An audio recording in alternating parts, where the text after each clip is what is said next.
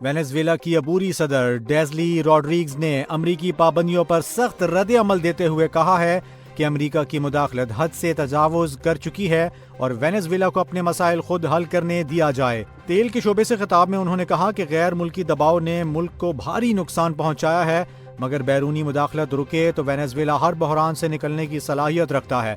واضح رہے کہ گزشتہ ماہ امریکی فورسز نے صدر نیکولس مادورو اور ان کی اہلیہ کو گرفتار کر کے نیو یارک منتقل کیا تھا، جسے وینزویلا نے اغوا قرار دیا۔ امریکی صدر ڈونلڈ ٹرمپ نے میانا پولس شہر سے امیگریشن اینڈ کسٹم ایجنٹس کو واپس بلانے کا عندیہ دے دیا ہے، تاہم انہوں نے اس کی کوئی حتمی ٹائم لائن نہیں بتائی۔ امریکی اخبار سے گفتگو میں صدر ٹرمپ نے کہا کہ ایجنٹس نے شہر میں اچھا کام کیا ہے اور انتظامیہ حالیہ واقعات کا جائزہ لے رہی ہے، جس کے بعد کوئی فیصلہ کیا جائے گا۔ دوسری جانب میانا پولس میں فائرنگ کے واقعات کے خلاف عوامی احتجاج کے باعث وائٹ ہاؤس پر دباؤ بڑھ گیا ہے، جبکہ مینیسوٹا کے گورنر اور میانا پولس کے میئر بھی ایجنٹس کو واپس بلانے کا مطالبہ کر چکے ہیں۔ وفاقی کابینہ کی قائمہ کمیٹی نے بیوروکریسی کی دوہری شہریت ختم کرنے کا عندیہ دے دیا ہے اور کہا ہے کہ ججوں کی دوہری شہریت بھی ختم کی جائے۔ کمیٹی کے ارکان نے اس معاملے میں ووٹ دے دیا ہے اور 16 تاریخ کو حتمی فیصلہ ہونے کا امکان ہے۔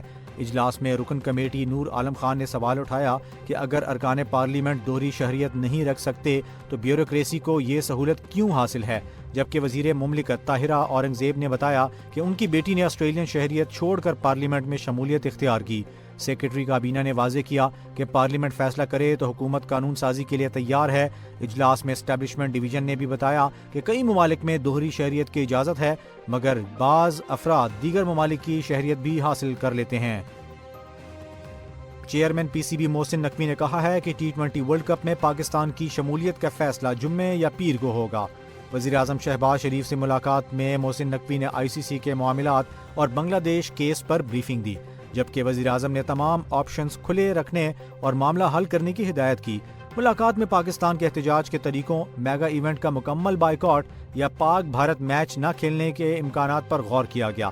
محسن نقوی نے بتایا کہ بھارت سے میچ نہ ہونے سے زیادہ نقصان بھارت کو ہوگا اور وزیر اعظم نے کہا کہ فیصلہ پاکستان اور بنگلہ دیش کے مفاد میں ہوگا۔ امریکہ اور ایران کے درمیان بڑھتے ہوئے تناؤ کے تناظر میں امریکی وزیر خارجہ مارکو روبیو نے عراقی وزیر اعظم محمد شیعہ السودانی سے ٹیلی فونک رابطہ کیا۔ اس گفتگو میں شام سے داعش کے خطرناک قیدیوں کی عراق منتقلی اور خطے کی مجموعی سیکیورٹی پر تبادلہ خیال کیا گیا۔ مارکو روبیو نے عراق کو خبردار کیا کہ وہ ایران کے اثر و رسوخ سے دور رہیں، کیونکہ ایران نواز حکومت عراقی مفادات کا تحفظ نہیں کر سکتی۔ یہ رابطہ ایک ایسے وقت میں ہوا جب صدر ٹرمپ نے ایران کی جانب سے بحری بیڑا روانہ کرنے کا اعلان کر رکھا ہے اور ایران نے بھی کسی بھی مہم جوئی کا بھرپور جواب دینے کا انتباہ دیا ہے۔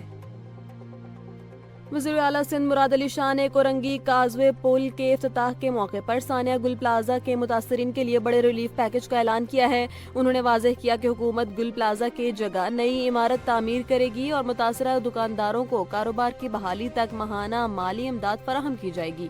وزیر اعلیٰ نے تسلیم کیا کہ واقعے میں انتظامی کوتاہیاں موجود تھیں، جس کے نتیجے میں 80 سے زائد قیمتی جانیں ضائع ہوئیں اور اب صوبے بھر میں عمارتوں کی حفاظتی آڈٹ کا فیصلہ کیا گیا ہے۔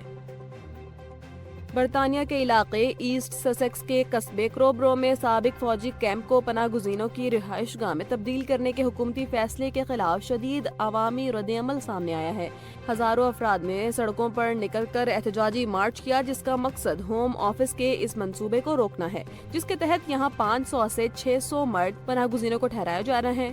اتوار کے روز ہونے والا یہ احتجاج حالیہ مہینوں کا سب سے بڑا مظاہرہ تھا، جس میں مقامی آبادی کے علاوہ دائیں بازو کے کارکنوں کی شرکت نے سیکیورٹی خدشات بڑھا دیے ہیں۔ پولیس نے ہفتے کے روز ہونے والی بدامنی پر 3 افراد کو گرفتار بھی کیا ہے۔ دوسری جانب ہوم سیکیورٹی شبانہ محمود کا کہنا ہے کہ کروبرو صرف آغاز ہے اور حکومت ہر صورت ہوٹلوں کا استعمال ختم کرنے کے اپنے عزم پر قائم ہے۔ جاپان اور چین کے درمیان گزشتہ 50 برسوں سے جاری پانڈا سفارتکاری کا باب باقاعدہ طور پر بند ہو رہا ہے۔ دونوں ممالک کے درمیان تائیوان کے معاملے پر بڑھتی ہوئی عسکری اور سیاسی کشیدگی کے باعث جاپان اپنے آخری 2 وہیکل پانڈو شاو شاو اور لے لے کو منگل کے روز واپس چین بھیج رہا ہے۔ 1972 کے بعد یہ پہلا موقع ہوگا کہ جاپان کی سرزمین پر کوئی پانڈا موجود نہیں ہوگا۔ ٹوکیو کے چڑیا گھر میں اتوار کے روز ہزاروں جاپانی شہری اپنے پسندیدہ پانڈوں کو آخری بار دیکھنے کے لیے جمع ہوئے۔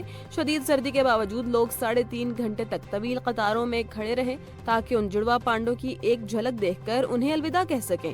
جاپانی عوام کے لیے یہ ایک جذباتی لمحہ ہے کیونکہ وہ نصف صدی میں پہلی بار اس خوبصورت جانور سے محروم ہو رہے ہیں۔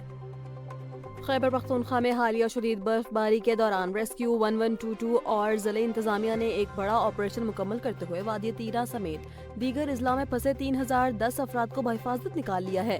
گزشتہ 3 روز سے جاری اس مشن میں 535 اہلکاروں اور 190 گاڑیوں نے حصہ لیا، جس کے دوران برف میں دبی 942 گاڑیوں کو نکال کر ٹریفک بحال کی گئی۔ ہیوی مشینری کی مدد سے 60 اہم شاہراہوں کو کلیئر کر دیا گیا، جبکہ متاثرہ علاقوں میں 32 عارضی ریسکیو پوائنٹس قائم کر کے سینکڑوں افراد کو فوری طبی امداد بھی فراہم کی گئی ہے۔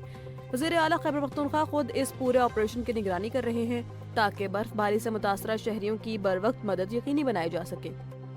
امریکی میڈیا نے ایرانی محکمہ صحت کے حکام کے حوالے سے ایک لرزہ خیز دعویٰ کیا ہے کہ ایران میں حالیہ پرتشدد مظاہروں کے دوران ہلاک ہونے والوں کی تعداد 30,000 تک پہنچ گئی ہے۔ رپورٹ کے مطابق 8 اور 9 جنوری کو ہونے والے احتجاج کے دوران سیکیورٹی فورسز کی شدید فائرنگ کے نتیجے میں اتنی بڑی تعداد میں ہلاکتیں ہوئیں کہ لاشیں اٹھانے کے لیے باڈی بیگز ختم ہو گئے اور بڑے ٹریلرز کا سہارا لینا پڑا۔ تاہم ایرانی حکومت کے سرکاری اعداد و شمار اور انسانی حقوق کی تنظیموں کی رپورٹس میں اموات کی تعداد کے حوالے سے زمین آسمان کا فرق پایا جاتا ہے۔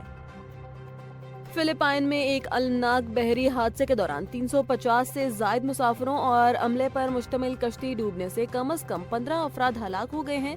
یہ حادثہ جنوبی صوبے باسیلان کے قریب اس وقت پیش آیا جب مسافر برادر جہاز زموانگا شہر سے جولو جزیرے کی طرف جا رہا تھا۔ فلپائنی کوسٹ گارڈ کے مطابق اب تک 316 افراد کو زندہ بچا لیا گیا ہے، تاہم 28 مسافر اب بھی لاپتہ ہیں جن کی تلاش کے لیے بڑے پیمانے پر ریسکیو آپریشن جاری ہے۔